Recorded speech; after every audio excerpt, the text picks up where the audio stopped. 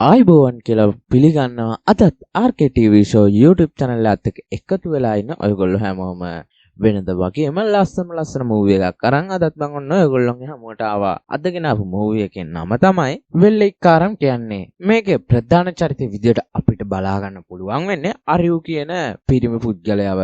අරියු සෑහෙන දරිද්‍රතාවයෙන් පෙළෙන පුද්ගලයෙක් වගේම මුඩුක්වක ජීවත් වෙන පුද්ගලයෙක්. හැබැයි අරියුට අසාධාරණය කියන එක පෙන්වන්න බෑ. ඒක නිසාම ආර්යුට සෑහෙන කරදර වලට මුහුණ දෙන්න වෙනවා වගේම ආත්ම ශක්තිය පවා බිඳ වැටීමකට ලක් වෙනවා. හැබැයි ආර්යුට කෙසේ හෝ මේකේ තමන් හිතන දේ කරගන්න පුළුවන් වෙයිද? මේ හැම දෙයකටම උත්තර දැනගන්න අපි යන් අද අපේ මූවි එකට. ඊට කලින් මම ඔයගොල්ලන්ට මතක් කරනවා මාව subscribe කරලා නැත්නම් අනිවාර්යෙන්ම මාව subscribe කරන්න. ඒ වගේම වීඩියෝ එකට like එකකුත් දාන්න.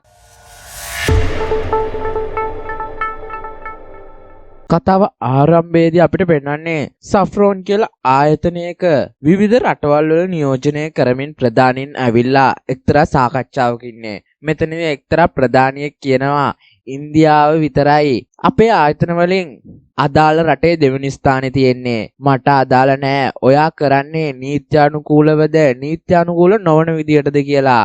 මං කියන කාලය ඇතුලේ අනිවාර්යෙන් ඉන්දියාව ඇතුලේ අපේ ආයතනය අංක 1 වෙළඳ සන්නාම විදියට ගේන්නේ කියනවා. ඊට පස්සේ කතාව ඇතුලේ අපිට බලා ගන්න පුළුවන් වෙන්නේ එක්තරා මුඩුක්කුවක්. මේ ප්‍රදේශය මේ වෙනකොට පාලනය කරන්නේ දාමරිකයෙක් වුණ කාසි කියන පුජ්‍යලයා. මේ ප්‍රදේශය ඇතුලේ මොන වැඩේ කරත් කාසි කියන පුජ්‍යලයාගෙන් අවසර ගන්න ඕන. ඒක නිසාම අරියු පටන් ගන්න හදන එක්තරා රේඩියෝ channel එකකට අවසර ගන්න අරියු ගිහිල්ලා තියෙනවා කාසි කියන පුජ්‍යලයා ළඟට. හැබැයි කොච්චර කිව්වත් කාසි කැමති වෙන්නේ නැහැ අරියුගේ මේ වැඩේට අවසර දෙන්න. අරියුත් වැඩේ අතාරින්නේ නැහැ. කාසි පස්සෙන්ම ගිහිල්ලා කොහොම හරි තමන්ගේ රේඩියෝ channel එක දවස් 10කට කරන්න අරියු අවසර ලබා ගන්නවා. ඊළඟ දවසම අරියු ගිහිල්ලා තමන්ගේ රේඩියෝ channel එක පටන් ගන්නවා කියලා අපිට බලා ගන්න පුළුවන්. මේ පටන් ගැනීමේදී පළවෙනියටම මේ රේඩියෝ එකට එන පුජ්‍යලයා කියන දෙයක් තමයි මේක ඇත්තටම මංකොල්ල කොලනියක් නෙවෙයි. මේක වැඩ කරන කොලනියක් විදියට තිබ්බේ. හැබැයි එක පුද්ගලයාට එක්තරා විදිය වැඩ කරන්න කියපු නිසා තමයි අද අපි මංකොල්ලකාර කොලනියක් විදියට නම් වෙලා තියෙන්නේ කියලා. මේ රේඩියෝ channel එක අරු විසින් තනියම නෙවෙයි කරන්නේ. එයාගේ හොඳම මිතුරෙක් වෙච්ච භාග්‍ය කියන පුජ්‍යලත් එක්ක තමයි අරියු මේ දෙක කරන්නේ. ඒ වගේම අරියු ඉන්න ප්‍රදේශයේ සෑහෙන පිරිසක් අරියුගේ මේ රේඩියෝ නාලිකාව අහනවා කියලා අපිට බලා ගන්න පුළුවන්. ඒ අතරේ තමයි එක් දවසක් රාත්‍රියක එයාගේ හොඳම හිතවතෙක් ඇවිල්ලා කියන්නේ මට කාසිගේ වැඩක් බාර දුන්නා. ඒ තමයි එක්කෙනෙක්ව ඝාතනය කරන්න. මම හෙට ඒකට යනවා. එතකොට අරියු අහන්නේ එතකොට ඔයා පොලිසියට බාර වෙනවද කියන එක. අරියුට ඒ පුජ්‍යලයා ආපස්සට කියන්නේ නැහැ. කොල්ල තුන්දෙනෙක් ලෑස්ති කරලා ඉන්නේ මම වෙනුවෙන් බාර වෙන්න පොලිසියට කියන එක. කවුද අහුවාම ඒ පුද්ගලයා පාසල් යන වයසේ දරුවන් තුන්දෙනෙකුගේ නම් තමයි අරියුට පවසන්නේ. අරියු මේ වෙලාවෙදිම මේ ළමයි හම්බෙන්න යනවා වගේම කියනවා හෙට ඔයගොල්ලොත් එක්ක මමත් එනවා කාසිගේ වැඩේ කරන තැනට කියලා. ඊට පස්සේ දවසේ අර තමන්ගේ මිතුරා කාසිගේ කොන්ට්‍රැක්ට් එක කරන්න කියලා පුජ්‍යලෙක් ඝාතනය කරන්න යද්දී අරියුත් ඒ පිටිපස්සෙන් යනවා කියලා අපිට බලා ගන්න පුළුවන්. ඒ වෙන දෙයකට නෙවෙයි. ඔහු ඒ ඝාතනය සිද්ධ වෙන හැම දෙයක්ම තමන්ගේ රේඩියෝ එකෙන් තමන්ගේ වාතේ ඉන්න සියලුම දෙනාට අහන්න සලස්වනවා.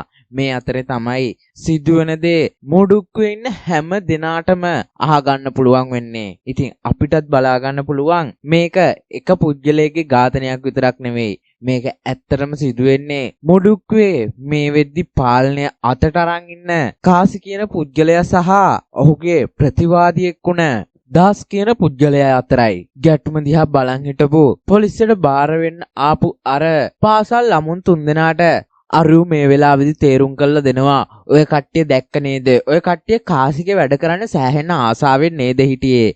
දැන්වත් ඔය කට්ටියට තේරෙනවද ඒකේ තියෙන වැරද්ද මොකද්ද කියලා? ඔය කට්ටියට කාසිගේ වැඩ කර හිටියොත් කවද එන්න වෙයිද? කවද ජීවිතෙන් යන්න වෙයිද දන්නේ නැහැ. ගිය සැරේ මට ඇහුණා ඔයා කාසිගේ දෙයකට හිරේට ගියා දවස් 2කට කියලා. හැබැයි ඔයා සෑහෙන කාලයක් ඉඳලා නේද ආවේ. එහෙම වෙලා තවත් ඔයා කාසිට වැඩ කරන්නේ ඇයි? තමන්ව කොහොම හරි ගොඩ දාගන්න බලන්න. මෝඩ විදියට වැඩ කරන්න එපා. ඔයාට තව අනාගතයක් තියෙනවා කියලා තමයි අරියු කියන්නේ.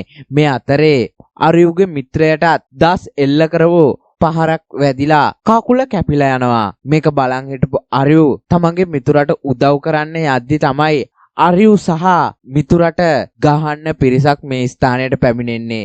හැබැයි මේ වෙලාවේදී අරියුගේ මිතුරා අරියුට කියනවා ඔයා කොහොම හරි මේ කට්ටියට ගහලා මාව බේරගන්න මට බයයි කියලා. අරියු හැබැයි ජීවිතේට ෆයිට් කරපු නැති පුද්ගලයෙක්. අරියුගේ මිතුරා කියනවා ඔයා ෆයිට් කරේ නැති වුණාට කමක් නැහැ. ඔයා අකමැතිම පුද්ගලයා සිහියට අරන් එයා කියලා හිතන් මේ ණයට පහර දෙන්නේ කියනවා. අරියු මේ වෙලාවේ හිතාගන්නේ කාසිව.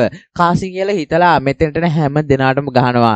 ඊට පස්සේ තමයි අරියුගේ යාළුවා අහන්නේ ඇත්තටම ඔයා කවුරු මතක් කරගෙනද ගැහුවේ කියලා. අරියු කියන්නේ ඒ ඔයාගේ ප්‍රධානියා කාසිව මතක් කරගෙන තමයි මම පහර දුන්නේ කියලා. සුළු වෙලාවක් ඇද්දි කාසිත් මෙතෙන්ට එනවා. වගේම දාස සහ කාසි අතර සටනෙන් කාසි ජයග්‍රහණය කරනවා. ඒ වගේම අන්තිමට හිරේට යන්න වෙන්නේ මේ වෙද්දි දාස්ගේ අතින් කැපුම් පහරවල් පවා එල්ල වෙලා තියෙන අරියුගේ යාළුවටමයි. හැබැයි මේ හැම දෙයක්ම අරියු තමන්ගේ නාලිකාව හරහා විකාශනය කරන ගමන් තමා ඉන්නේ. මේක අහගෙන ඉන්න මුඩුක්කුවේ කාන්තාවන් වගේම අනික් වැඩිහිටියන් සෑහෙන්න ශෝක වෙනවා. මොකද අරියුගේ මිතුරාගේ බිරිඳට තව සුළු කාලයකින් ළමයෙක් හම්බෙන්න පවා ඉන්නවා. ඉතින් ඒ ළමයා හම්බෙන්න දවසේවත් තමන්ගේ පියා ගෙදර නැහැ කියන එක දැන් හැමෝම දන්නවා. ඒක නිසාම කාසි එදා මුඩුක්කොට එනකන් ඉඳලා ගමේ හැමෝම කියනවා අපිට මේව ඕනේ නැහැ.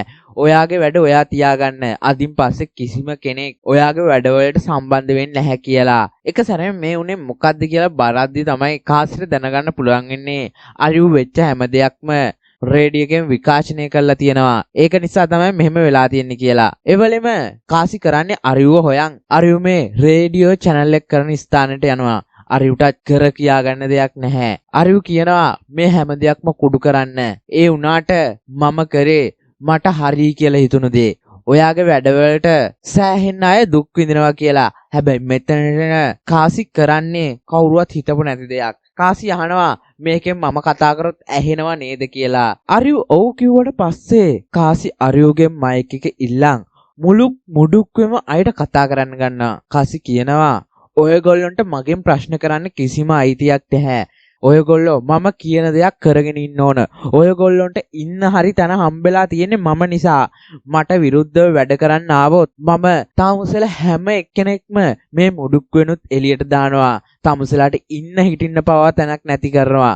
තාමුසලාට අද කරන්ට් එක ඒ වගේම සලාක පත්‍රය හැම දෙයක්ම හම්බෙලා තියෙන්නේ මම නිසා. ඒකින්ද කිසිම කෙනෙකුට මගෙන් ප්‍රශ්න කරන්න අයිතියක් නැහැ. මේ මුඩුක්වේ එකම නීතියයි ඒ මගේ නීතිය. ඒකින්ද හෙට ඉඳන් ආපහු මං කියන දේ කරගෙන හිටපල්ලා කියලා තමයි කාසි මේ වෙලාවේදී කියන්නේ. මෙහෙම කියන කාසි මෙතනින් නැගිටලා යන්නේ ආරියුටත් තර්ජනය කළා.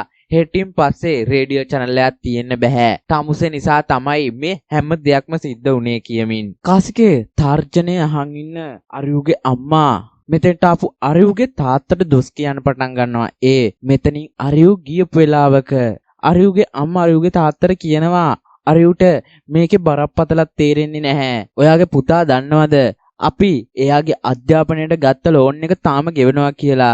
ඊට එහා තාම නංගි ඉගෙන ගන්නවා. එයාගේ පන්ති පීස් ගෙවන්නේ කවුද? ඔයාට තව දුරටත් වැඩ කරන්න බෑ. එයා දන්නේ නැහැ. තව මාසයක් ඇතුළත ඔයාගේ ඇහි ඔපරේෂන් එක කරේ නැතොත් ඔයාට ඇස් පෙනීම අහිමි වෙනවා කියලාවත්. එයා මේ කිසිම දෙයක් දන්නේ නැතුව මෙතන විකාර කරනවා කියලා. අරියු අම්මටත් හොරෙන් මේ හැම දෙයක්ම අහන් ඉන්නේ. මෙතනින් පස්සේ අරියුගේ තිබ්බ විනෝදකාමී ජීවිතය එහෙම් පිටින්ම අරියු නවත්තනවා. අරියු ඊළඟ දවසේම ජොබ් ඉන්ටර්විව් එකකට යනවා. අරියුගේ අම්මා මේ වෙද්දිත් වැඩ කරන්නේ එක්තරා ගෙදරක මෙහෙකාර සේවයක්. මේ ගෙදර ඉන්නවා නාල්නී කියලා රේඩියෝ නිවේදිකාවක්. පරණ සිද්ධියක් නිසා මේ වෙද්දි අරියු සහ නාල්නී අතර පොඩි ගැටුමක් හටගෙන තියෙන්නේ. ඒ රේඩියෝ channel එකකම සිද්ධියක් නිසා.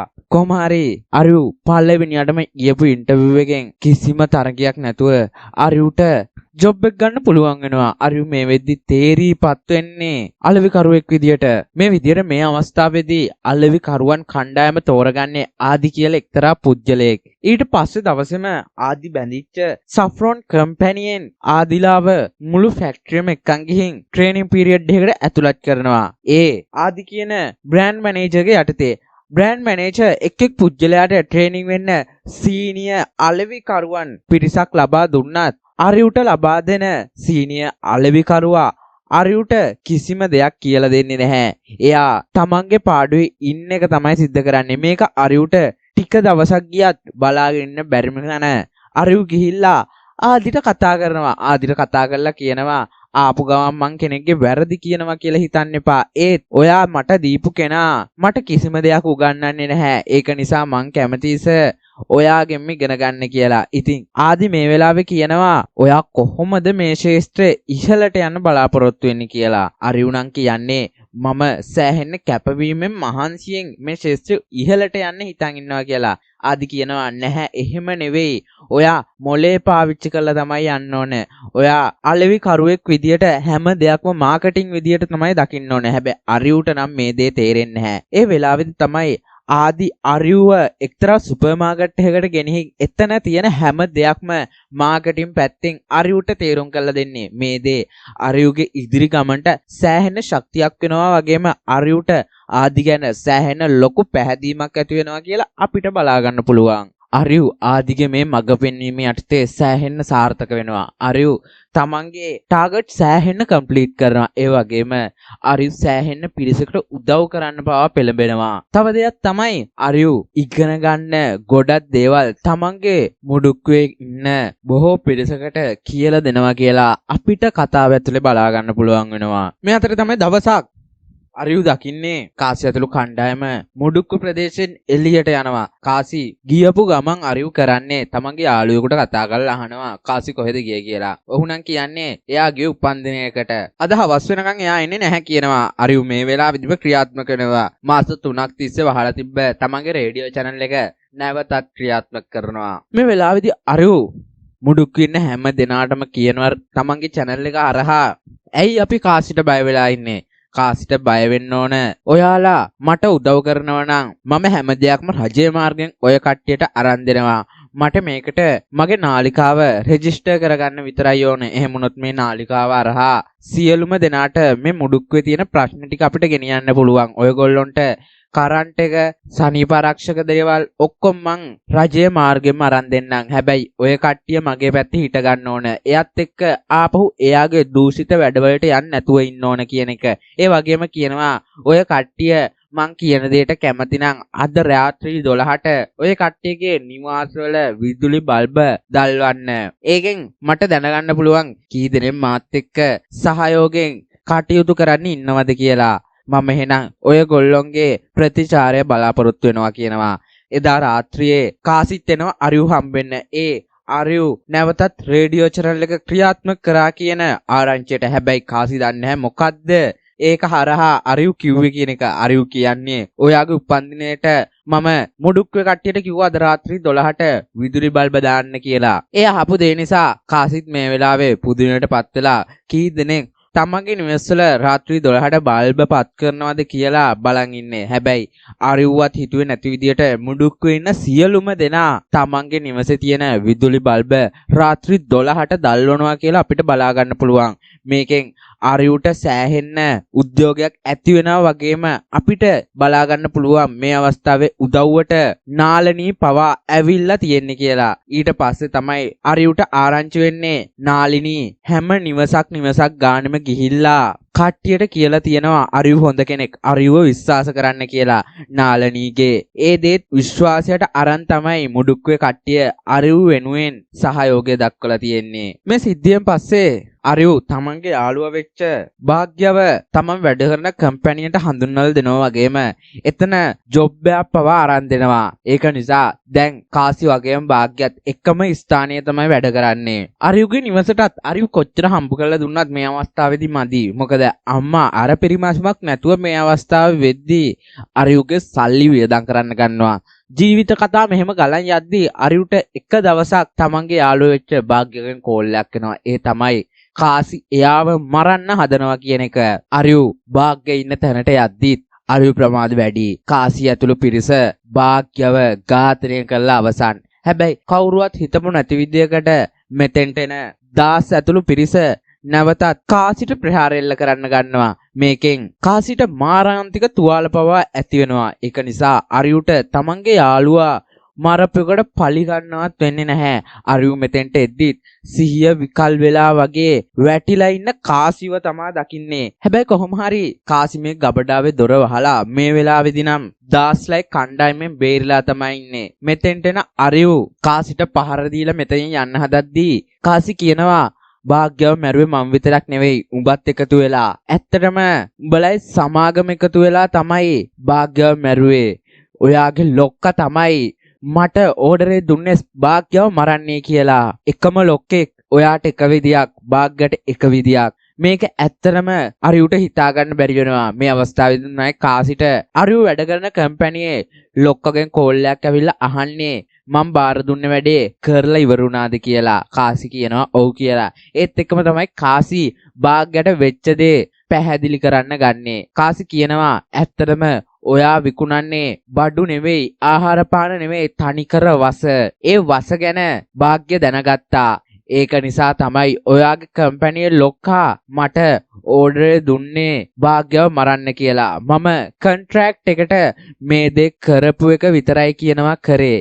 ඒ වුණාට මම දන්නවා මම මැරුණේ ඇයි කියලා. හැබැයි ඔයාලා විකුණන දේවල් වලින් සෑහෙන මිනිසුන් පිරිසක් මැරෙනවා. ඒ කට්ටිය දන්නේ නැහැ. ඇයි ඒ කට්ටිය මැරෙන්නේ කියලාවත්. ඒ අතින් බැලුවාම මට වැඩිය ලොකු පාපයක් තමයි ඔයා ඇතුළු කණ්ඩායම කරගන්නේ කියලා. මේ සිද්ධ වුණ දෙයට නම් සෑහෙන්න අරිවට අවුල්. ඒක නිසාම එයා නාලනීට කතා කරලා සිද්ධ වුණ දේ කියනවා වගේම මේකට අපේ පැත්තෙන් වෙන්න ඕන දේ කරන්න ඕනේ කියලා කියනවා. භාග්‍යගේ මලගෙදර ඉවර වෙලා අභාග්‍ය ඒ දවස්වල මොකද්ද කරේ කියලා හොයද්දී අරියට හොයාගන්න පුළුවන් වෙනවා. භාග්‍ය ඒ දවස්වල නිතරම වගේ එක්තරා ගෙදරකට තමන් වැඩ කරපු ආයතනයෙන් ආහාර අරන් ගිහිල්ලා තියෙනවා. භාග්‍ය ඊට පස්සේ යන්නේ ගෙදර හොයාගෙන. ඒ ගෙදර හොයාගෙන ගියාම එයාට හම්බෙන්නේ ලෙඩ වෙලා ඉන්න ගෑනු කෙනෙක්ව. මේ ගෑනු කෙනා අරියට කියනවා ඔව් මමත් එක්ක කතා බහ කරපු කෙනෙක් තමයි භාග්‍ය කියන්නේ. මට සුපර් මාකට් එකේදී තමයි භාග්‍යව හම්බුනේ. භාග්‍ය මට සෑහෙන කෑම ගෙනත් දීලා තියෙනවා. ඇත්තටම මේක පටන් ගන්න එතනින් නෙවෙයි. මගේ මහත්තයා නැති වුණා. මගේ මහත්තයා නැති වුණාට පස්සේ මට හිටපු එකම කෙනා මගේ පුතා විතරයි. මගේ පුතාට මම ඉල්ලපු කෑම බීම අරන් දුන්නා. ඒත් සෞඛ්‍ය ආරක්ෂිතයි කියලා තියෙන ඒවා විතරයි. හැබැයි මගේ පුතාට එක සැරේ බඩේ අමාරුවක් හැදුනා. මේ බඩේ අමාරුව සාමාන්‍ය බඩේ අමාරුවක් කියලා හිතුවට CT ස්කෑන් වලින් පස්සේ මම දැනගත්ත මගේ පුතාට කැන්සර් එකක් කියලා. මගේ පුතාට කැන්සර් එක ඇවිල්ලා තියෙන්නේ කාපු කෑම නිසා. හොයලා බලද්දී ඇත්තටම එයාට මං අරන් දුන්නේ සෆ්රොන් ආයතනයේ කෑම විතරයි. එතකොට ඒ කෑම වල අවුල වෙලා තියෙන්නේ ආයතනයේ. මං ඒකට නඩු කිව්වට කිසිම වෙලාවක මට ඔප්පු කරගන්න බැරි වුණා. ඒක ආයතනයේ වැරද්දක් කියලා. ඒක නිසා මම දැන් දෙයක් කරනවා. මම එක දිගට දවස් 30ක් සෆ්රොන් ආයතනයේ කෑම විතරක් කාලා පෙන්නනවා මේකේ තියෙන අතුරු ප්‍රතිඵල මොනවද කියලා. ඒ අතරේ තමයි එක දවසක් මම බිම වැටලා ඉඳිද්දී භාග්‍ය ඇවිල්ලා මේ විස්තරේ දැනගත්තේ. භාග්‍යයට ඕන වුණා මට උදව් කරන්න ගිහිල්ලා සේප්පුවක තිබ්බ එක්තරා දෙයක් ගන්න ගිහිල්ලා තමයි එයා සෆ්රොන් ආයතනයට අහු වුණේ. ඒක නිසා වෙන්නේ නැති එහෙනම් එයාව සෆ්රොන් ආයතනයෙන් ඒ වගේ දෙයක් කරන්නේ නැත්තේ කියලා. මේක දැනගත්තවහම මේ ගෑනු කෙනා වීඩියෝ කරපු වීඩියෝ එකත් අරන් අරියු යන්නේ ආදි ළඟට ගිහිල්ලා කියනවා මේ ආයතනයට මං සෑහෙන භක්තියෙන් වැඩ කරා. හැබැයි මේ ආයතන නිසා මෙහෙම දේවල් වෙලා තියෙනවා. අපි මේකට මොකක් හරි ඇක්ෂන් එකක් ගන්න ඕන. මේක එළියට දුන්නොත් ආයතනයේ නමට කැලැල්ලක් ඇති වෙනවා කියලා. ඒත් එක්කම ආදි කියන්නේ හරි ඔයා වෙන මුකුත් කරන්න ඕනේ නැහැ. මට ඒ වීඩියෝ එක ගෙනත් දෙන්න කියලා. හැබැයි අරියු කියනවා අපි මේකට ලොක්කන්ට නොකිය මොකක් හරි කරමු. අපි මෙතනින් එහාට මේ වගේ විෂ කෑම මෙතනින් යන්නේක නවත්තන්න ඕන කියලා. ආදි කියන්නේ ඒ දේ කරන්න බෑ. ඔයා පණ්ඩිත ගන්න නැතුව මට මේ වීඩියෝ එක විතරක් ගෙනත් දෙන්න කියන එක. අරියු මෙතනින් හරි මං ඒක ගෙනත් දෙන්නම් කියලා යනවා. ගිහිල්ලා නාලනී ඇතුළු තමන්ගේ යාළුවන් එක්ක හිතන්නේ ඇත්තටම මේක කොහොමද නවත්තන්නේ මේ දේ වෙන එක නැවැත්තුවේ නැත්තම් සෑහෙන්න පිරිසකට ඒ කට්ටිය නිසා ලෙඩ රෝග ඇති වෙනවා කියන තමන්ගේ පසුතැවීමක් අරියුට තියෙනවා. හැබැයි අරියුගේ කිසිම යාළුවෙකුට මේකට සොලියුෂන් එකක් නැහැ. මොකද ඔය කියනවා වගේ හැම ආයතනයකම ප්‍රොඩක්ට්ස් නීති අනුකූල විදියට රජය අනුමත කළ විදියට හදන්න විදියක් නැහැ. මොකද ආයතන ප්‍රධානින් ඒකට ඉඩ දෙන්නේ නැහැ කියනවා. හැබැයි අරියුගේ අම්මා මේ වෙලාවේ අරියු තනි වෙලා ඉඳිද්දි එක දෙයක් ඇවිල්ලා කියනවා. ඒ තමයි තමන්ගේ ප්‍රධානීන් වැරදි කරන්න බය නැත්තේ තමන් ඒ කට්ටියට හරි විශ්වාසවන්තයි කියලා පෙන්වුවොත් විතරයි. හැබැයි ඔයා එයාගේ දිහා විශ්වාසයක් නැති විදිහට බැලුවොත් ඔයාගේ ඉස්සරහා ආයතන ප්‍රධානියා වැරදි කරන්න බය වෙනවා කියනවා. අරියුට මේ දේ තේරෙනවා වගේම අරියු මෙන්න මේ දෙයින් තමන්ට ඕන දේ සිද්ධ කරගන්න තමයි ප්ලෑන් කරන්නේ. අරියු ගිහිල්ලා නාලිනීට කියනවා මට එක ප්ලෑන් එකක් තියෙනවා. ඒ තමයි අපි අපේ ආයතනයෙන් පටන් ගමු. අපේ ප්‍රධානීන් ගැන තියෙන විශ්වාසය අපි කොහොම හරි බිඳින්න ඕන. අපි මේ ඇත්ත අපේ ෆැක්ටරි ඉන්න 100ක වගේ පොඩි කණ්ඩායමකට දුන්නොත් ඒ කට්ටිය අනිත් කට්ටියට කියයි. එහෙම මේ චේන් එකම අපි කොහොම හරි සුද්ධ කරන්න ඕන. මොකද මේ දේ නිසා තව ළමයි ලෙඩ වෙන්න බෑ. තව මිනිස්සු මැරෙන්න බෑ කියලා තමයි අරියු කියන්නේ. ඉතින් ඊට පස්සේ අරියු ඇතුළු කණ්ඩායම මේ දේ ප්ලෑන් කරනවා. ඒ අතර කතාවේ අපිට බලා ගන්න පුළුවන් ආදී එක්තරා වංචනික උපක්‍රමයක් භාවිතා කරමින් සෆ්රෝන් ආයතනයේ ප්‍රධානියා වෙන්න තමයි තැත් කරන්නේ. ආදිට මෙතෙන්ට යන්නත් පුළුවන් වෙනවා කියලා අපිට කතාව ඇතුලේ බලා ගන්න පුළුවන්. මේ වෙනකොට අරියු ඇතුළු කණ්ඩායමත් ආයතනයේ සංවත්සරයකට කියලා ආයතනයේ එක්තරා සෙක්ෂන් වල 100 දෙනෙක් කාමරයකට රැස් කළා උත්සවයක් වගේ එක්තරා දෙයක් සූදානම් කරලා තියෙන්නේ. මේ කට්ටිය ප්ලෑන් කරලා තියෙන්නේ මෙන්න මේකදි තමයි තමන්ගේ අදහස දෙන්න කියලා. මේ පැත්තේ මේ දේවල් වෙද්දී අරියුගේ හැම දෙයක්ම දන්න ආදී එහා පැත්තෙන් සෆ්රෝන් ආයතනයේ ප්‍රධානියා වෙනවා. හැබැයි ඒක අරියුවත් කවුරුවත්ම දන්නේ නැහැ. කොහොම හරි අරියු සංවිධානය කරපු වැඩේ ඒ විදියටම යනවා. අරියු මේ වැඩසටහන මැදදී අර කාන්තාව වීඩියෝ කරපු වීඩියෝ එක පවා පෙන්නනවා. ඒක නිසා සෑහෙන්න කට්ටියගේ හිත තුණු වෙනවා වගේම මේ වීඩියෝ එක ප්ලේ කරන්න ඉස්සෙල්ලා මුකුත් නොදන්න අරියු ආදිට කතා කරලා කියනවා අපි අපේ සේවකයන්ට මේ වීඩියෝ එක පෙන්නනවා. අපි බලමු ඒකෙන් පස්සේ අපිට කරන්න පුළුවන් දේ කියලා. ආදි ගිහින් බලන් ඉන්නවා මොකද්ද වෙන්නේ කියලා. ඇත්තටම අරියුට පුළුවන් වෙනවා තමන්ගේ පැත්තට මේකින්න සේවකයෝ 100 දෙනෙක් නම්ම ගන්න වගේම දවස් 2කට ආයතන ප්‍රධානින්ටත් හොරෙන් හැම දෙයක්ම රජයේ නීති වලට අනුකූලව නිෂ්පාදනය කරන්න සියලු සේවකයන් කැමති කරව ගන්න. හැබැයි අරියු දන්නේ නැහැ ප්‍රධානින්ට හොරෙන් කරමු කිව්වට ප්‍රධානියත් මේ අවස්ථාවේ මෙතන ඉන්නේ කියලා. මේ හැම දෙයක්ම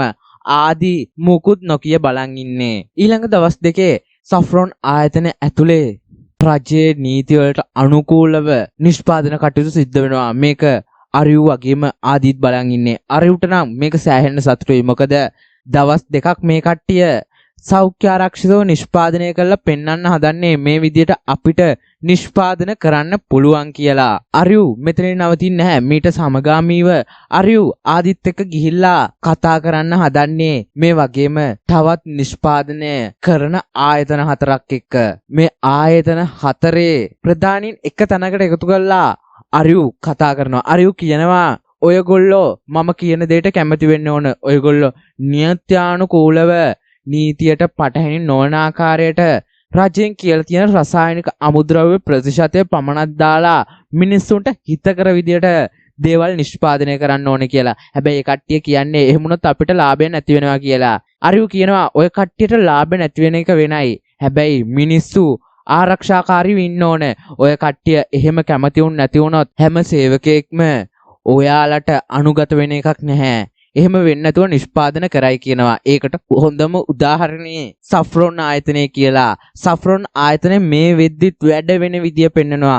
සෆ්රොන් ආයතනයේ ප්‍රධානීන්වත් දන්නේ නැතුව දැන් ඒකේ සෞඛ්‍ය ආරක්ෂිත විදියට දේවල් නිෂ්පාදනය වෙනවා කියලා. ඒක නිසා ඔයගොල්ලෝ අනිවාර්යෙන් ඒ දෙයට එකඟ වෙන්න කියලා හරි බැගෑපත්ව අරියු ඉල්ලනවා. අරියුව මෙතනින් විනාඩියකට යවලා කතා කරගන්නවා මේ ආයතන හතර ප්‍රධානීන් අපි අරියුට කැමති වෙමු කියන එක. හැබැයි මේ දේ බලන් ඉන්න ආදී මේකට ඉඩ තියන්නේ නැහැ. මොකද මේ ආයතන හතර මේ දෙයට කැමති වුණොත් තමන්ගේ ආයතනයේ ලාභේ තනිකර නැති වෙනවා. තමන්ටත් හරි ප්‍රමිතියට දේවල් නිෂ්පාදනය කරන්න වෙනවා කියන එක ආදී දන්නවා. ඒක නිසාම අරියුට නොපෙනෙන්න අර කණ්ඩායම් හතර ප්‍රධානීන්ට ගිහිල්ලා කතා කරන ආදී කියනවා මේක මෙයාගේ උපක්‍රමයක්. මෙයාගේ ප්‍රධානීන් මෙයාව පොළඹවන්නේ ඔය කට්ටියගේ ආයතන වහලා දාන්න. ඒක නිසා මේකට අහු වෙන්න එපා කියලා. ආදිටත් ගිහිල්ලා කියන්නේ ඒ කට්ටිය ඔයාගේ දෙයට කැමති නැහැ. ඔයා ටිකක් තදින් කතා කරන්න කියන එක. ආදි ගිහිල්ලා අර ආයතන හතර ප්‍රධානීන්ට ඊට පස්සේ බයින්න ගන්නවා. ඒක නිසාම කැමැත්ත දෙන්න හිටපු ආයතන ප්‍රධානීන් ආදිට කියනවා නෑ අපි කැමති නැහැ ඔයාගේ තීරණයට. ඔයා සල්ලි අරන් අපේ ආයතන වටන්න හැදුවට අපි ඒකට ඉඩ දෙන්නේ නැහැ කියන එක තමයි අර ආයතන හතර ප්‍රධානීන් කියන්නේ. ආදි මේ වෙලාවේ තවත් කූටු ප්‍රක්‍රමයක් පාවිච්චි කරනවා. ඒ තමයි අරියු විසින් සේවකයන්ට පෙන්නපු වීඩියෝ එක වගේම වීඩියෝ එකක් නිර්මාණය කරනවා මුදල් උපයෝගී කරගනිමින්. පසුව ඔප්පු කරනවා දෙවෙනි වතාවේ නිර්මාණය කරපු එක ඇත්තටම සල්ලි දීලා නිර්මාණය කරපු වීඩියෝ එකක් වගේම පළවෙනි එකත් ඒ වගේ වෙන්නේ නැති කියන අදහසක් තමන්ගේ සේවකයන්ට දාලා ආරියු පිළිබඳව වැරදි මතයක් සෆ්රොන් ආයතනයේ සේවකයන් අතර පතුරවන්න තමයි ආරියුගේ අදහස. මේ වෙද්දි දවස් දෙකක් ආයතනය ඇතුලේ නිසි ප්‍රමිතියට දේවල් හදලා ඉවරයි. හැබැයි කිසිම වෙලාවක ආදි කියන්නේ නැහැ සේවකයෝ ඉස්සරහා ආරියු වැරදි කියන එක. ආරියුට තැන දීලා තමයි මේ දේ කරන්නේ. ආදි හැමෝගෙම ඉස්සරහා සේවකයන්ට කියනවා මේක ඇත්තටම කාගේ හරි වෙන උපක්‍රමයක්. මේක අරියු දන්නෙත් නැහැ. කට්ටිය හදන්නේ අපේ ආයතනය වහලා ඔය කට්ටියව එළියට දාන්න. මොකද ඔය කට්ටිය ප්‍රමිතියට නිෂ්පාදනය කරපු දේවල් එළියට ගියොත් ඔය කට්ටියට හැමදාම මේ වගේ නිෂ්පාදන කරන්න වෙනවා. එහෙම වුණොත් ඔය කට්ටියගේ ලාභේ නැති වෙනවා වගේම මේ ෆැක්ටරිය වහන්නත් වෙනවා. එහෙම දෙයක් වුණොත් ඔය කට්ටියට කන්න බොන්නවත් වෙන්නේ නැහැ. රස්සාව පවා නැති වෙනවා කියලා. මේ දේ වෙලා සුළු වෙලාවක් යන්නත් කලින් සේවකෙක් මාර්ගෙම අරියු දැනගන්නවා මෙච්චර වෙලා තමන්ගේ හැම වැඩක්ම කඩාකප්පල් කරේ ආදි තමයි මේ ආයතනයේ මේ වෙද්දි ප්‍රධානියා. ආදිට ඕන මේක ඉස්සෙල්ලා තිබ්බ තත්ත්වයට අරගෙන තමන්ගේ ලාභය උපයගන්නේ කියන එක.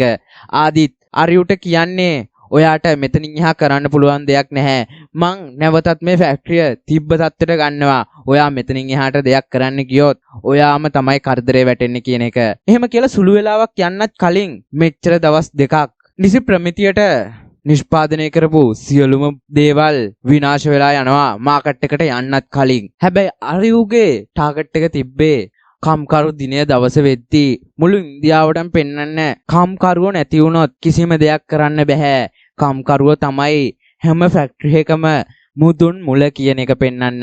අරියු මේ දේ කරන්න ඉන්නවා කියලා දන්න ආදි අරියුට කියනවා ඇත්තටම ඔයාට කම්කරු දිනේ වෙද්දී ඒ දේ කරන්න වෙන්නේ නැහැ. මම ඔප්පු කරනවා කම්කරු දිනේ වෙද්දී මුදුන් මුල බලය තියන අය විතරයි. ඒකට කම්කරුව අදාළ නැහැ කියන එක කියලා. මේ වෙලාවෙ වෙද්දී අරියුට කර කියා ගන්න දෙයක්වත් නැහැ. මොකද තමන් විශ්වාස කළා සේවකයෝ නිෂ්පාදනය කරපු ආහාර පවා වෙළඳ පොළට යන්න කලින් විනාශ වෙලා තියෙන්නේ. ඉතින් මහ ජනතාවට පෙන්වන්න විදියක් නැහැ. ඇත්තටම ආයතන ඒ කට්ටියට බොරු කරනවා කියන එක කියලා. කොහොම හරි ආයතනයේ ගින්නෙන් පස්සේ එක්තරා රේඩියෝ channel එකකින් අරියුට කතා කරනවා ඉන්ටර්විව් එකකට. ඒ මොකද නාලිනී රේඩියෝ එකේ මීට පෙර කියලා තියෙනවා කම්කරු දිනේ වෙද්දී මගේ යාළුවෙක් වුණ අරියු මුළු ලෝකෙට පෙන්නයි කම්කරුව කියන්නේ කවුද කියන එක කියලා. මේ දෙයට යන්න දවස හරි අද තමයි කම්කරු දිනය. නිවේදන මැදිරියට යන අරියු තමන් කතා කරන්න ඕන දේවල් ගැන හිතනවා. මේ වෙද්දි නම් ආදි සෑහෙන්න සතුටින් ඉන්නේ. මොකද තමන් දිනලා ඉන්නේ. තමන්ගේ ආයතනය වෙනස් කරන්න අරියුට තියා කාටවත් බෑ කියන චේතනාවෙන් අරියු කතාව පටන් ගන්නවා. අරියු කියනවා මම දෙයක් කිව්වා. කාම්කරුවෝ කවුද කියන එක අද වෙද්දි මම පෙන්වන්නම් කියලා මම මේක පෙන්නනවා. ඇත්තටම අද සිද්ධියක් වුණා. මට ඒ සිද්ධියෙන් පස්සේ කාම්කරුවෝ කියන්නේ කවුද කියන එක සෑහෙන්න හොඳට තේරුණා. මගේ ඌමනාව මත එක්තරා ආයතනයක දවස් දෙකක් රජයේ ප්‍රමිතීන් අනුකූලව ප්‍රධානීන්ටත් හොරෙන් ආහාර නිෂ්පාදනය කරුණා. හැබැයි ඒව මාකට් එකකටවත් එන්න උනේ නෑ. ඒව පිච්චුණා. මම හැම දෙයක්ම නැති වුණා කියලා හිතුවේ. මොකද මගේ වචනේ විශ්වාස කළා මේ වැඩේ පටන් ගත්තට මට ඒක ඉවර කරන්න බැරි වුන නිසා ඊට පස්සේ සේවකයන් මගේ වචනේ විශ්වාස කරන්නේ නැහැ කියන චේතනාවෙන්. හැබැයි එහෙම උනේ නැහැ. දවස් දෙකක් තමන්ගේ හෘද සාක්ෂියට එකඟව වැඩ කරපු සේවකයන් තුන්වෙනි දවසෙත් ඒ විදියටම නිෂ්පාදනය කළා. අද ඔයගොල්ලන්ට හම්බෙන අදාළ ආයතනයේ නිෂ්පාදනය කරපු සියලුම ප්‍රොඩක්ට් සෞඛ්‍ය ආරක්ෂිත විදියට තියෙන්නේ. මේක අහන් ඉන්න සැෆ්‍රෝන් ආයතනයේ සේවකෙක් අරියට කතා කරලා කියනවා ඇයි ඔයා වහෙන් ඔරව කියන්නේ? අපි ඔයත් එක්ක හිටියා. ඉදිරියටත් ඉන්නවා. අපි හෘද සාක්ෂියට එකඟව අදින් පස්සේ මේ විදියට තමයි වැඩ ටික කරන්නේ. මේකේ බොස්ුණ ආදිටවත් ඒක නවත්තන්න බෑ. මොකක් හරි දෙයක් කරන්න වුණොත් එයාට පුළුවන් එකම දේ අපිව අස් කරන එක විතරයි. එහෙම වුණොත් ආපහු මේකට කට්ටිය එන්නෙත් නැහැ කියන තැන තමයි සේවකයන් ඉන්නේ. ඒ වගේම මේ සේවකයා කියනවා ඔයා වහෙන් ඔරව කියන්න ඕනේ නැහැ. ඔයා කියන්නේ මේ දේ සිද්ධ වුණේ සෆ්රෝන් ආයතනයේ මෙච්චර කාලයක් අපි කවලා තියෙන වස. හැබැයි අදින් පස්සේ එහෙම දෙයක් වෙන්නේ නැහැ කියන එක. මේක අහන් ඉන්න ආදිට සෑහෙන්න කේන්ති. මොකද තමන් කරපු හැම දෙයක්ම වියර්ථ වෙලා තමන්ගේ සේවකයන් පැත්තක හිටපු ආරියු කියන දේ කළා. තමන්ගේ ලාභය වගේම අනිත් කට්ටියවත් නම්ම ගන්න පුළුවන් වෙලා තියෙනවා. වැඩසටහන අවසානයේ අනිත් සමාගම් වල වැඩ කරන සේවකයාගෙන් ආරියු එක දෙයක් ඉල්ලනවා. ඒ තමයි ඔයගොල්ලෝ තමන්ගේ ප්‍රධානියට ලෙන්ගතු වෙනාට කමක් නැහැ. හැබැයි හැම වෙලාවෙම එයා කියන දේ හරි කියලා විශ්වාස කරන්න එපා. එයා කියන දේ ප්‍රශ්න කරන්න. ඒ වගේම එයා කරන දේවල් තන තන ගිහිල්ලා කියවන්න. එතකොට එයා බයයි ඔය කට්ටියට කියලා වැරදි දෙයක් කරවන්න. ඔය කට්ටිය මාත් එක්ක එකතු වෙනවා නම් හෙට ඉඳන් මුළු රටටම සෞඛ්‍ය ආරක්ෂිත දේවල් දෙන්න බලාපොරොත්තු වෙනවා නම් අද රාත්‍රී 12ට ඔය කට්ටියගේ නිවෙස්වල විදුලි පහන් දල්වන්නේ කියලා කියනවා. ඒත් එකම අරියු කියනවා සමහරක් කට්ටිය කියයි මේකෙන් ලාභ නැති වෙනවයි කියලා. ඒ වගේම ජොබ් නැති වෙයි, කර්මාන්තශාලා වැහි කියනවා. එහෙම වෙන්නේ නැහැ. හැම ආයතනයක්ම සෞඛ්‍ය ආරක්ෂිත දේවල් නිෂ්පාදනය කරන්න ගත්තොත් මිනිස්සු සෞඛ්‍ය ආරක්ෂිත දේවල් ඉල්ලන්න ගන්නවා. එතකොට අනිවාර්යෙන් අලවිය වැඩි වෙලා ආදායමත් වැඩි වෙනවා. එතකොට ලාභෙත් ඔය කට්ටියටමයි වැඩි. ඒ දේ කරන්න මාත් එක්ක එකතු වෙන්නේ කියනවා. වැඩසටහන අවසානයේ එදා රාත්‍රියේදී අරියු ඒ වගේම නාලිනී සහ කාසි ඇතුළු කණ්ඩායම් බලන් ඉන්නේ අරියුගේ මේ වැඩේ සාර්ථක වෙයිද කියන එක. අරියු හිතුවා වගේම එදා රාත්‍රී 12 වෙද්දී මුළු රටක් එලාම් තියලා නැගිටලා අරියුගේ මේ ක්‍රියාන්විතයට එකතු වෙනවා. අරියුට සෑහෙන්න සතුටුයි. මෙන්න මේ සිද්ධියත් එක්කම අපිට පෙන්නනවා සෑහෙන්න කේන්ති ගිහිලා තියෙන ආදී. ඉතින් මේ කතාව ආදිගේ මේ කේන්තියත් එක්කම අවසන් වෙනවා. තනි පුජ්‍යලයක් රටක් සෑහෙන ලොකු විනාශකින් බේරගත්ත මේ කතාවේ අවසානයේ මෙහෙම සන්ටුවන් වෙද්දී කතාව හොඳ නම් කතාව පිළිබඳව අනිවාර්යෙන් කමෙන්ට් එකක් දාන්න. ඒ වගේම වීඩියෝ එක හොඳ නම් ලයික් එකකුත් දාලා මාව සබ්ස්ක්‍රයිබ් කරන්න අමතක කරන්න එපා. ඔබට සුබ දවසක්.